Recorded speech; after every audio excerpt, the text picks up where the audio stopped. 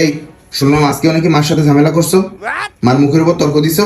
হ্যাঁ দিছি। তোর মা যে কি বলছে এটা তো তুমি জানো না। মার কথা শুনে এখানে আসছো কৈফিয়ত নিতে।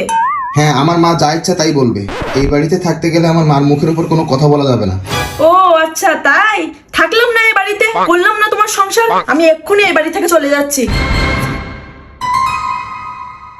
কি রে, তুই এই অসময় কোনো কিছু না বলে চলে আসলি যে? কোনো সমস্যা হয়েছে নাকি?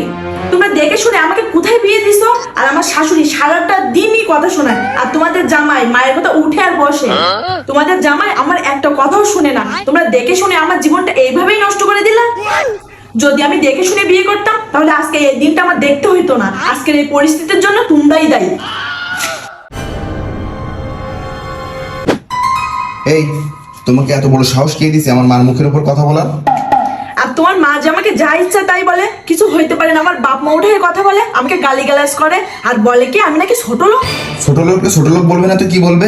তুমি যে কোন ধরনের মেয়ে সেটা তো আমরা জানি। আমার এই বাড়িতে থাকতে গেলে আমার মার কথায় উঠতে হবে, বসতে হবে। সেটা যদি করতে পারো তাহলে থাকবা, তা না হলে সোজা বাপের বাড়িতে চলে যাবো।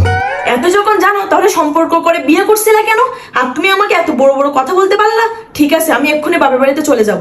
যাও যাও, যেখানে আছে সেখানে যাও।